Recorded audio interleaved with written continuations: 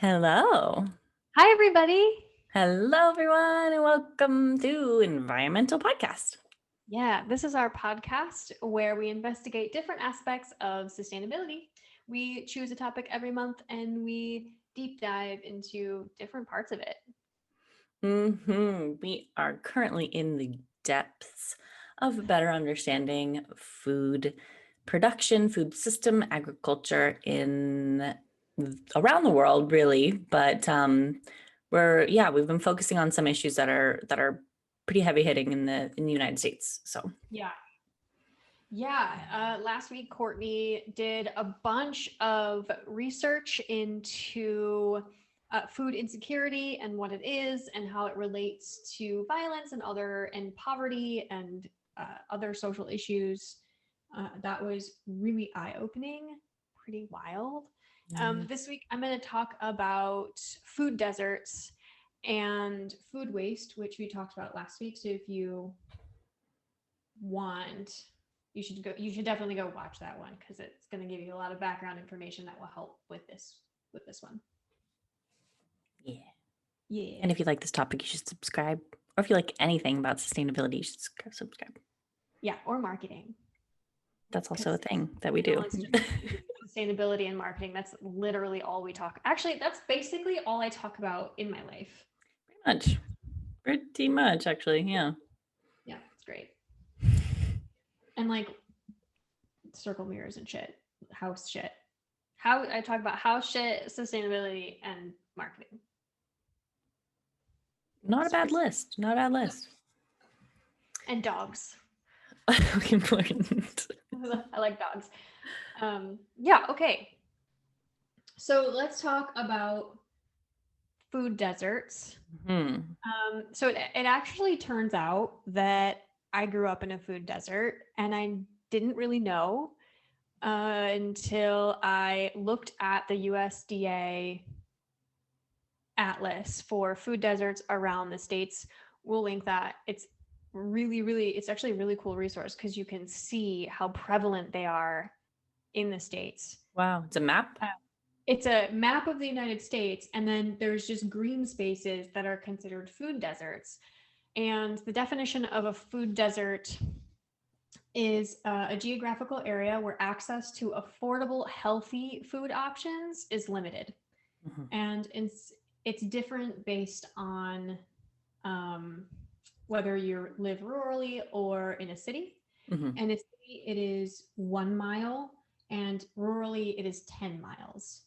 I'm from a rural city outside of Flint, Michigan called Clio. My local grocery store was about 5 miles away. So if I, growing up, there's a Walmart there now, but like, and it's a big one that sells food. And my mom actually called me the other day. She was really excited because their local Walmart is part of a program of Walmart's that prioritizes local food in their Hmm. food sales. So that's actually, so she's like, I actually shop there because I know that it's local, Interesting. which is just a really cool tidbit. Smart. There's Yeah. probably yeah, I mean, Walmarts are everywhere. There's local food production happening near them, likely Yeah. in many places. Yeah. Yeah, Hmm. exactly. And yeah, it's cheaper, probably cheaper for Walmart to like push that food, but also it's cool that they are prioritizing it really, because they wouldn't really need to because they are everywhere, you know. Yeah. Hmm. Um, I wonder if they're charging more for it, but I don't think so. That okay. the way that she seems to think that it's It's, it's not more expensive, and it okay. doesn't, even organic doesn't feel more expensive, and she's definitely somebody that would be like, they say they serve local, but it's just more expensive. Like she would know Yeah. Hmm. that that person. But so that's something that's really cool, but that wasn't available to us. And so if we had to, I was thinking about this, but if we didn't have a car, it would have taken us an entire day to get food. There is no public transportation there, none. You can't even get a taxi. So maybe you could get a Lyft now, but Prior to that, like, yeah. Yeah, no, there is none of that. There is no bus system. There's no like nothing. You have to have a car, or you have no access. You can go to the convenience store. Um, so it was interesting to sort of reflect on that and be like, I actually understand what it's like to be just like 15 and not be able to get, to be young and not be able to like go get food. I would Mm-hmm. have like at a store, I could go get a candy bar at the convenience store, like gas station at the corner. Yeah. And before that, there's a whole row of fast food, which is something that I found really interesting when I was looking into food deserts in general, which is that food deserts tend to have a lot of fast food in them. Like they tend to be in more poverty stricken areas in general. Although, interestingly, that number is actually lower than I expected because in some wealthy areas of the states, people are expected to be able to have cars. Mm-hmm. So they're technically a food desert, but a wealthy area food desert is something that is completely different than an Yeah. impoverished Yeah. Those area. consequences are not the same. No, they're not, because a wealthy area that doesn't have a grocery store like right there probably has most likely at least has a public transportation system, and is very likely that everybody in the gated community Mm-hmm. has a vehicle Yeah. or has access to a vehicle. Mm-hmm. It's not the same when you don't have access to public transport or you don't have a car. So I found that to be really interesting, and I found that the numbers of the amount of people living in food deserts vary because of the difference between living in a city and living in the country. The definition of food desert is a little wobbly because if you live in the country and you have food a mile from you, it's totally different. Like going a mile in the country is something that is totally different than going a mile in the city. Yeah. I'm not really sure why that is, but it's true. Infrastructure, roads, sidewalks, all, yeah. Yeah. So it's also in a rural area. Like if you live in the country, nothing is within a mile. Nothing. Like my driveway, I was from a rural place. My driveway is a quarter of a mile long. It Mm-hmm. takes, yeah, and it wasn't the longest. Like it could be half a mile to the end of your road. Right. Yeah. No. Yeah. I mean, it's also like no one's like walks in those areas. It's really, yeah, that's not Right. really It's already kind of a given that you have some sort of transport or access because everything is so much farther apart right. anyway. So it seems like it says so I got it from two different places. Both the USDA and DoSomething.org talked about it, and it says 2.3 million people live in a low-income rural areas that are more than 10 miles from a supermarket. It's a So lot. 2%, just over 2% of all U.S. households, and nearly 39.5 million people, which is 12% of the U.S. population, were living in low-income and low-access areas. This was in 2017. So we did math last episode with 2021 data, but in 2017, it was pulled that 12% of the population was living in low income and low access areas. And that number is probably underreported. Yeah. So we're talking about maybe 15% of people, Mm-hmm. upwards of 50, but probably somewhere between 15 and 20% of people that are living in low income, low access Mm-hmm. situation. It's honestly probably going to be almost the It's, exact same number of yeah. people that have food insecurity. Yeah. Those are the reasons why people are food insecure: money, access. Yeah. Right, exactly. Exactly. So it's a really heavily overlapping population. Mm-hmm. People living in the poorest socioeconomic status areas have 2.5 times the exposure to fast food than those living in wealthier areas. Yeah. So they don't have access to healthy food. They don't have access to great grocery stores. So they have access to fast food restaurants. And like you were talking about last week, this is one of those chicken and egg things, because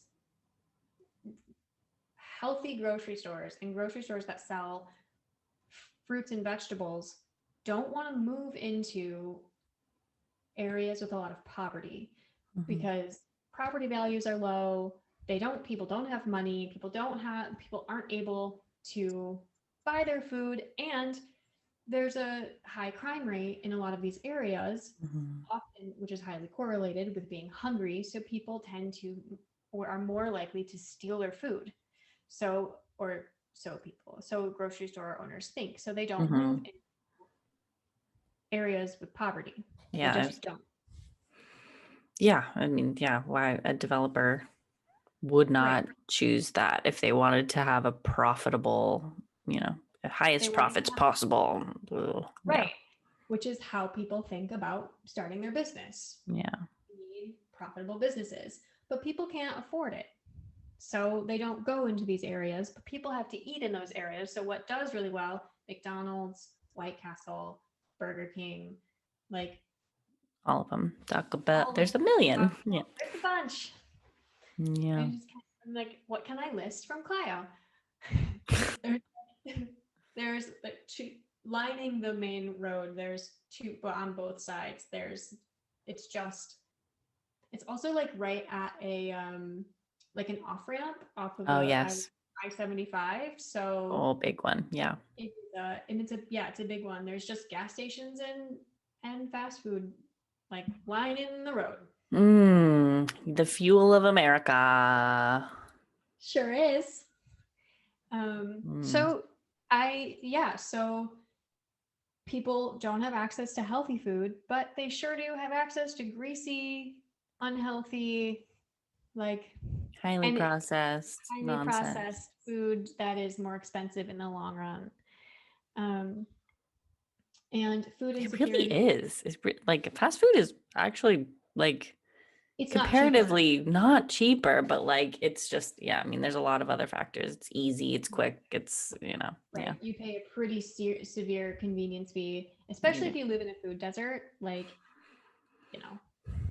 So then I learned some other really cool words as it relates to food insecurity, but I didn't find them until I was like kind of deep in food desert land, because there's different levels of access. And you touched on this quite a bit last week also. Food swamp, which is a region that provides adequate access to healthful and affordable food, but an overabundance of unhealthy options. Oftentimes those unhealthy options are cheaper. Mm. So in some places, this is more common. Like in Canada, it's more common to have a food swamp than it is to have a food desert. This is the Mm-hmm. kind of places that you see. I would say like Walmart being there is awesome. It has local food. That's great. But guess what's way cheaper? Bullshit. Yeah. Yeah. That's a food swamp where you're kind of like, it's easy. Yeah. That's, That's yeah, that's, more in my experience, what I've lived in or near. Yeah. yeah, it's just, like, and then you have people saying healthy food is more expensive, organic is too expensive, I can't afford it. Because what you see there is that people who are used to eating an unhealthy diet just kind of keep eating an unhealthy diet, even when they do have access to healthier food. It's kind of an unlearning and a rethinking of our food system altogether, and how we think about like giving people the ability to change, which is something we're really bad at as a society. Really, really bad at. And also, like, who teaches people how to cook? Like, why did we not ever learn that in school? You know, like I it's learned how to such make a cake. I learned how to bake a pie. you know, in like a home ec class or something. Yeah, I mean, but Yeah. that wasn't like a required course. Like, there's so many things that, like, if you didn't have a stable, happy home environment, you don't learn how to No. Or you teach prepare yourself. and cook food. Yeah, you have to Right. teach yourself, and like Yeah. it's a lot easier to just drive through some or walk or go, you know, get fast food than Yeah. to then take that home, prepare it, cook it. You're hungry now, not in 3 hours. Like Yeah, you exactly. think, yeah. Yeah, and you don't learn to think ahead. You don't like these are things that I think our school system, I read a book about this once. Um I took a lot of classes in college about juvenile justice, and I think this touches on that a lot, which is that our school system assumes, like very actively assumes, Hmm. that parents take on an a role in their child's life, Yeah. a teaching role. And our home systems very actively assume in a lot of cases that every all the learning you need comes from your school. Hmm. And that's not an accident on either case. It allows for us to have a relationship with authority in a way that is, you do what I say because I've said it, but that confuses a lot of people. It also makes it easy to remove accountability from our systems. Big And time. those things were purposefully made, or those decisions are very purposeful, and they're really detrimental to more impoverished areas or areas with like higher violence and less like with more single parent homes, Hmm.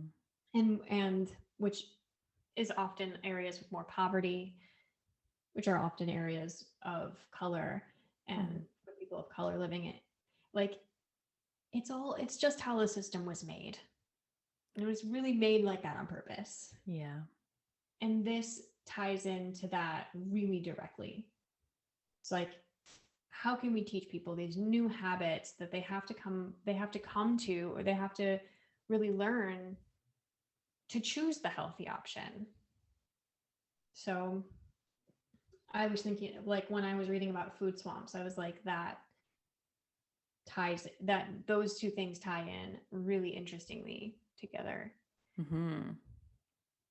And then another word I learned was food mirage, which is a place where people live close to grocery stores that offer healthful food, but they can't afford it.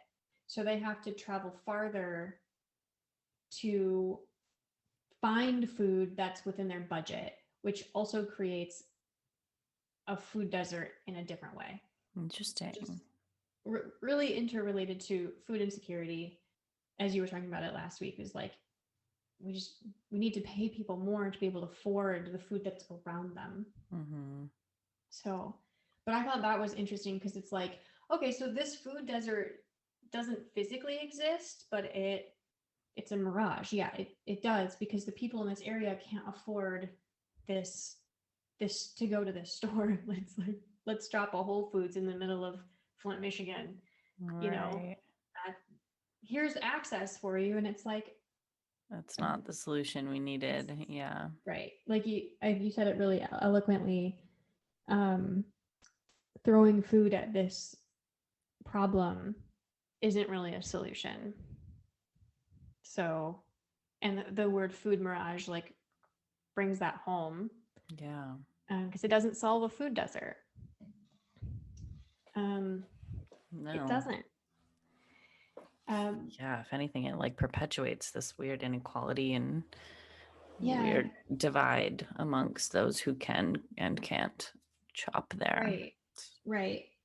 So, what I was looking into some solutions and I found the Community Food Project's competitive grant program, which is a mouthful. They could have named it something else, but it's a USDA. It's a governmental like nonprofit that it's existed since 1996.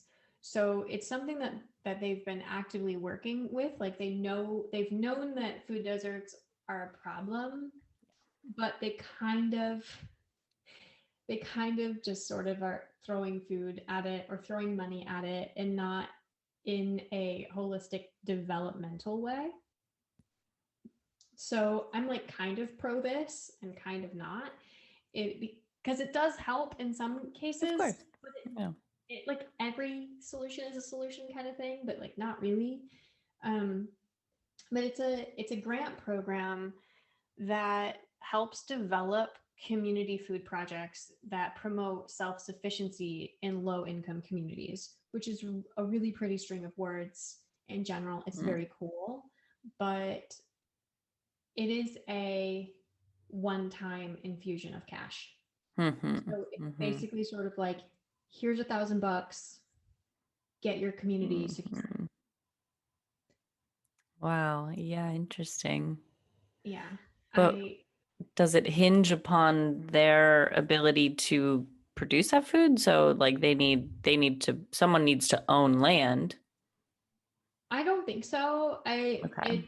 I think that it's sort of like, give us an idea and we'll give you some money about it. So it's like somebody has to be accountable and be like, here's a solution I came up with, and they have to have a whole business plan, and then they can apply for this grant, which is really cool and helpful, but I don't think that a one-time cash infusion for stuff like is it's just kind of throws Mhm. money at this problem. It's not like a tech startup, you know.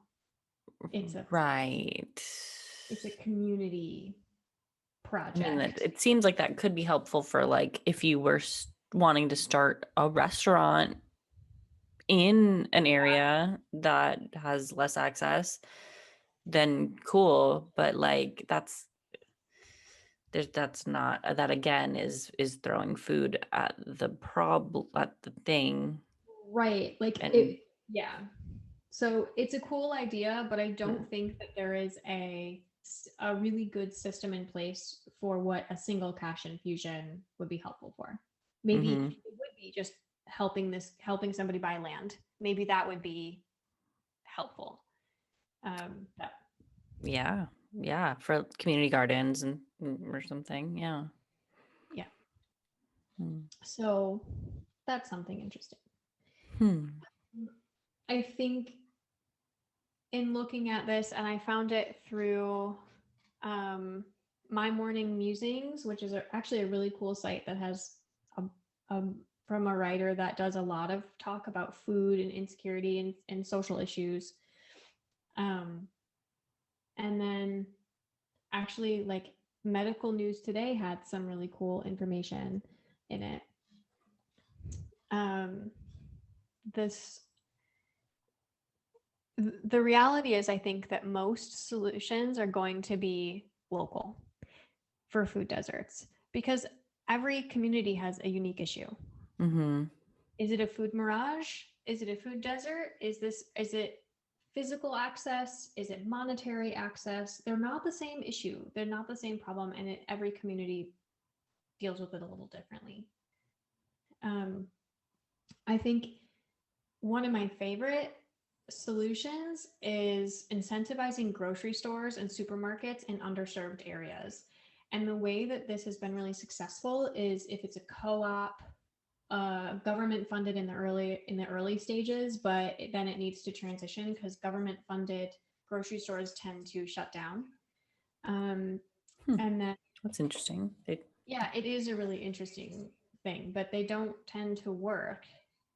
That was from an article from the AE. I think it's from this one. I mean, Yeah, they don't tend to work. Interesting. the Annie E. Casey Foundations. Um, they looked at different. Is it this one? It was an article that was about different types of food deserts and how, or different types of solutions and how different grocery stores fared. Hmm. I put that link, it's in here. Hmm. But yeah, I will find it. I mean, I But could yeah, see that if it was like, that's almost the equivalent of like, I mean, I have no idea. I don't know, like if it's like an independent, if it looks like a different business, or if it's just that the grocery store chain gets funded by the government, or if it's like, oh, that's the government grocery store that you go to get your rations. Like then there's maybe some stigma there, of course. Like you wouldn't want to go to that. I'm not sure though if it's like. it's unclear. Mhm. But it was in the My Morning Musings from Area Daily maybe article. And it just kind of glossed over that they can work, but they're more often fail, or they're just canceled, which actually makes more sense. They just like they're not profitable. They're not profitable. Grocery stores aren't super profitable, and so a government run grocery store is one of the first things to just get cut when budget cuts happen. Yeah. But having a nonprofit grocery store or a co-op grocery stores, they tend to be really successful because they're owned by the people that run them, and they have kind of a deeper access and investment into it. It doesn't have to be profitable, but it does. We do have to pay our people that work here, and we do have to, make. We do have to sell food. Of course. Yeah, but they have a vested interest in like keeping it running regardless of massive profits. If as long as people can be paid to work there, of course, then they're solid, Yeah. So I think especially if a co-op is government funded in the beginning, that sort of is a really nice way to offer a grocery store to an underserved area in terms of like getting people access, especially in rural areas, because those are harder. Those are harder without public transport. Yeah. In places with public transport, I love this one too. It's creating bus stop farmers markets. So these are like little stands or farmers markets just at the bus stop or at the Ashby market, the Ashby BART market. Yeah. It's a way to solve a food desert because it happens like once or twice a week and every weekend, and you can just get off the bus, your food's there, you get back on the bus, you go. Like, yeah, that makes it really easy. It's already at a point where you're in transit. Yeah. More simple. Then there are things like allowing people to use food stamps when they make online grocery store purchases. Like you can get grocery food delivered to you. You let them use their SNAP program. Yeah. That removes shame also, because you don't have to pull your food stamp card out. Yeah. And then you have things like community gardens, and improving community gardens. Always going to be my favorite, but they can be difficult in urban areas. And if they're built in urban areas or built at all, they need to be very intentionally placed. Like you can't just start a community garden and it's a solution. It needs to be really intentionally placed, really intentionally focused on solving as a food desert. It also pairs really well with the bus stop farmers market. So it can be out of the city, but then brought to the bus stop farmers market, which would be a really nice thing for an urban center. Yeah. So we have solutions, you know, and then of course, improving transportation and improving access to like public transport, or like we talked about last week, increasing the minimum wage so Right. people can get vehicles. Or like stop thinking of food as a commodity that needs to make profit. Maybe that's a That thing would that's be interesting. helpful. Yeah. Huh. I mean, yeah, I think I think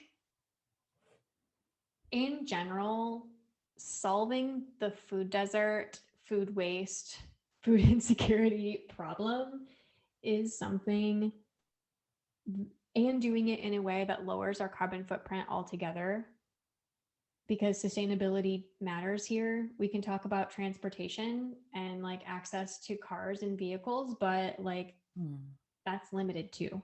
Mm-hmm. And I think importantly, it has to be a community focused effort. And